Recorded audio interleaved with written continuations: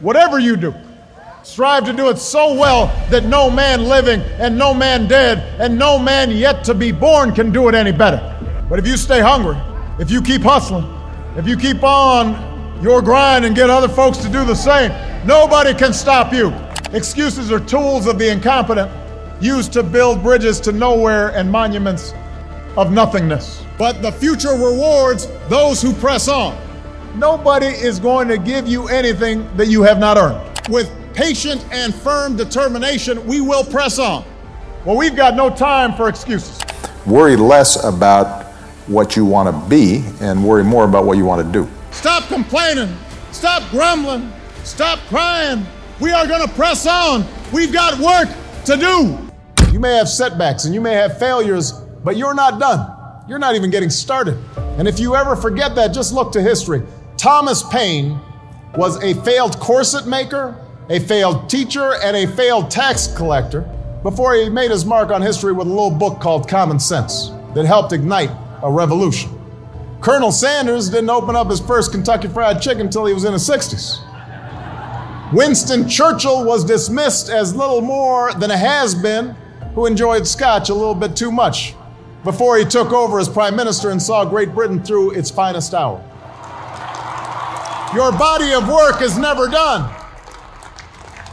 Each of them, at one point in their life, didn't have any title or much status to speak of, but they had passion, a commitment to following that passion wherever it would lead, and to working hard every step along the way. Chapter 2. Focus on your core values. I want to highlight two main problems with that old, tired, me-first approach to life.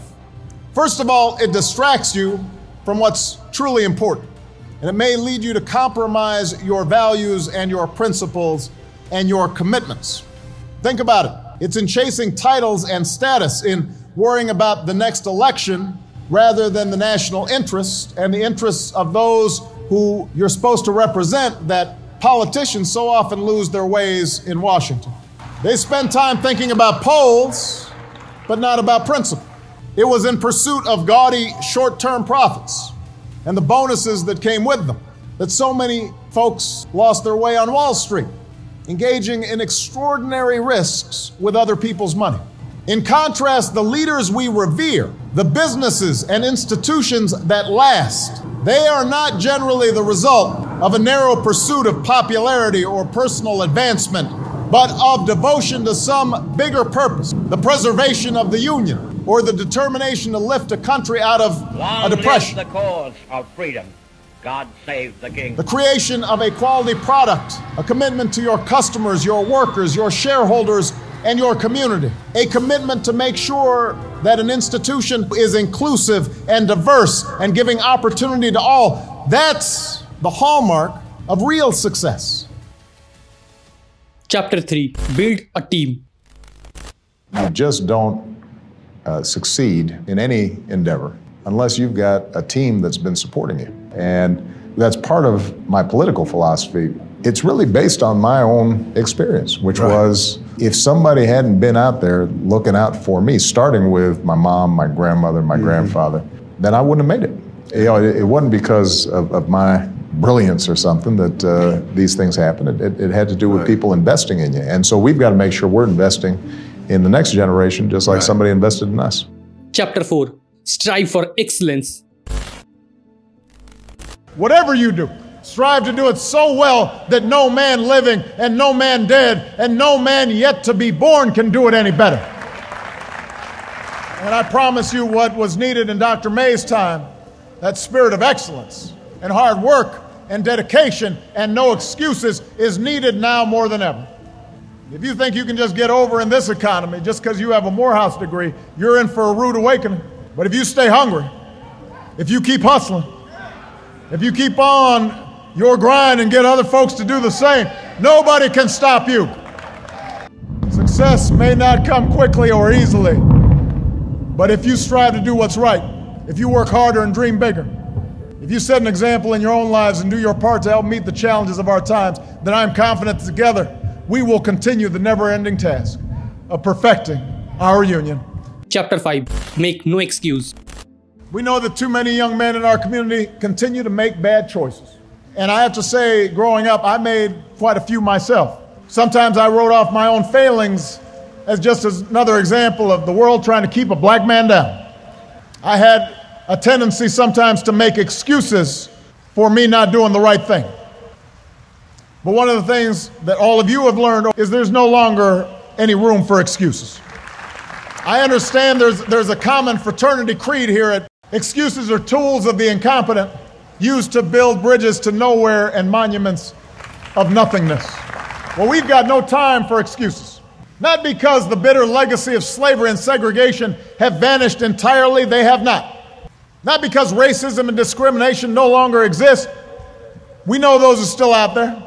It's just that in today's hyper-connected, hyper-competitive world with millions of young people from China and India and Brazil, many of whom started with a whole lot less than all of you did, all of them entering the global workforce alongside you, nobody is going to give you anything that you have not earned.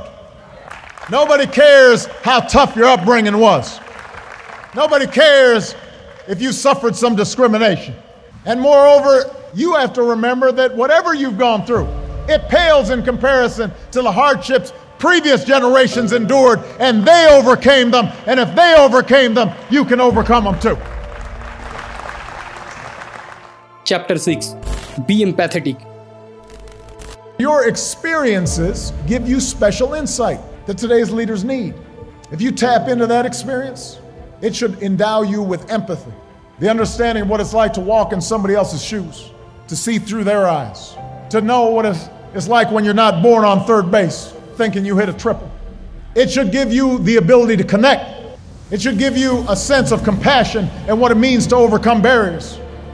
And I will tell you, whatever success I have achieved, whatever positions of leadership I have held, have depended less on Ivy League degrees or SAT scores or GPAs, and have instead been due to that sense of connection and empathy, the special obligation I felt as a black man to help those who need it most, people who didn't have the opportunities that I had, because there but for the grace of God go I might have been in their shoes, I might have been in prison, I might have been unemployed, I might not have been able to support a family, and that motivates me. So it's up to you to widen your circle of concern, to care about justice for everybody, white, black, and brown. Everybody, not just in your own community, but all across this country and around the world. To make sure everyone has a voice, and everybody gets a seat at the table. That everybody, no matter what you look like or where you come from, what your last name is, it doesn't matter. Everybody gets a chance to walk through those doors of opportunity if they are willing to work hard enough. Chapter 7. Focus on the process. Worry less about what you want to be and worry more about what you want to do. When you're more concerned with, I want to be a congressman, or I want to be a senator, or I want to be rich, then, some people may succeed in chasing that goal, but when they get there, they don't know what to do with it. And if they don't get there, they don't have anything to show for it. But if you're worrying about, I want to improve education in low-income neighborhoods, or I want to deal with climate change and help save the planet, then whatever you're doing in pursuit of that goal, in and of itself is going to be worthwhile. And it's going to teach you things, and it's going to put you in a position to have an impact. And then if it turns out as a result that you also end up being successful in politics or whatever thing you're pursuing, then so much the better. The most successful business people that I know, Bill Gates didn't start off saying, I want to be the richest man in the world. He started off saying to himself, I really think these computers are cool, and I want to write cool software. That's what he wanted to do. Worked out well for him. Chapter 8. Learn from your mistakes. With respect to failure, it's terrible, but necessary.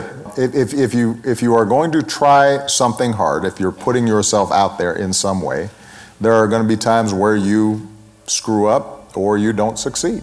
Or there are times where you do everything right and you still don't succeed.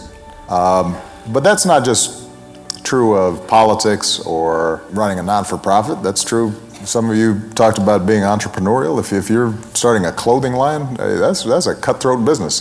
I have every confidence, Ayana, that you're going to succeed at some point, but you'll go through some failures. And I think that the most important thing is to learn from those failures and to have a sense of resilience and be able to examine what is it that I did not succeed at, why didn't I succeed, and what do I need to do better. So I think that's with respect to the failure issue. If you're focused on giving of yourself to accomplish something, then even when you fail at a particular objective, you're still succeeding in learning about how you can accomplish those goals. And it doesn't just become about you. Chapter 9. Press on. Dr. King once said, before we reach the majestic shores of the promised land, there is a frustrating and bewildering wilderness ahead. We must still face prodigious hilltops of opposition and gigantic mountains of resistance. But with patient and firm determination, we will press on. So I don't know about you, CBC, but the future rewards those who press on. With patient and firm determination, I'm going to press on for equality. I'm going to press on for the sake of our children. I'm going to press on for jobs. I'm going to press on for the sake of all those families who are struggling right now. I don't have time to feel sorry for myself. I don't have time to complain. I'm going to press on. I expect all of you to press on. Take off your bedroom slippers. Put on your marching shoes. Shake it off. Stop complaining. Stop grumbling. Stop crying. We are going to press on. We've got work to do. God bless you. Chapter 10. Stick to your plans. You have to have a plan. You have to have a strategy. And then you have to have stick-to-itness because you know that the strategy is not going to immediately bear fruit. Our vision extends decades, extends generations. And then we as a people have a different future. So there's got to be an understanding of how time can actually help us move mountains if we're working with time. We're not waiting for time, we're working with it. That's what hope is. Imagining and then fighting for and then working for what did not seem possible before. That's leadership. John F. Kennedy didn't look up at the moon and say, oh, that's too far. We can't go. False hopes. Martin Luther King didn't stand on the steps of the Lincoln Memorial and say, go home, everybody, the dream's deferred. False hopes. Y'all need a reality check.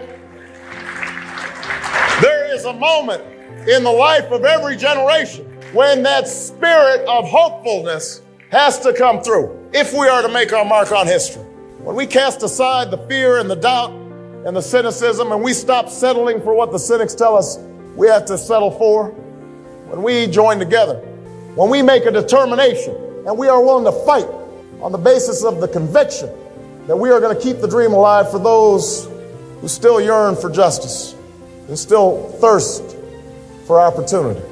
This is our moment. This is our time. Be a man. And when I talk about pursuing excellence and setting an example, I'm not just talking about in your professional life. One of today's graduates, Frederick Anderson. Frederick started his college career in Ohio only to find out that his high school sweetheart back in Georgia was pregnant. So he came back and enrolled in Morehouse to be closer to her. Pretty soon, helping raise a newborn and working night shifts became too much. So he started taking business classes at a technical college instead, doing everything from delivering newspapers to buffing hospital floors to support his family. And then he enrolled at Morehouse a second time. But even with a job, he couldn't keep up with the cost of tuition. So after getting his degree from that technical school, this father of three decided to come back to Morehouse for a third time. As Frederick says, God has a plan for my life, and he's not done with me yet. And today, Frederick is a family man, and a working man, and a Morehouse man. And that's what I'm asking all of you to do. Keep setting an example for what it means to be a man. Be the best husband to your wife, or your boyfriend, or your partner. Be the best father you can be to your children, because nothing's more important. I was raised by a heroic single mom, wonderful grandparents, made incredible sacrifices for me. But I sure wish I had had a father who was not only present, but involved. And so my whole life, I've tried to be for Michelle and my girls what my father was not for my mother and me. I want to break that cycle where a father's not at home, where a father's not helping to raise that son or daughter.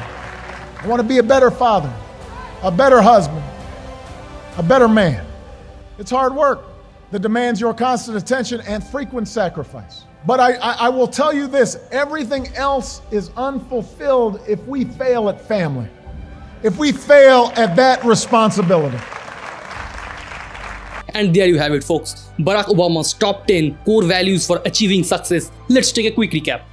At the heart of it all is the importance of discovering and pursuing your true passion with unwavering hope and conviction.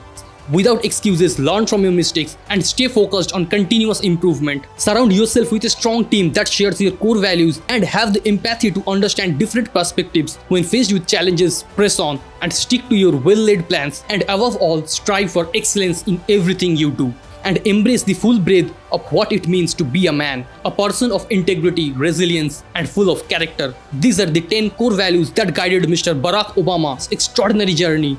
So take them to heart and let the wisdom of Barack Obama inspire you to reach for greatness. If you like this video, give it a thumbs up. To make sure to give your 2 seconds, YouTube will push this video to more and more people, which helps us. Thanks for watching. See you in the next video. Till then, arise, awake, and achieve.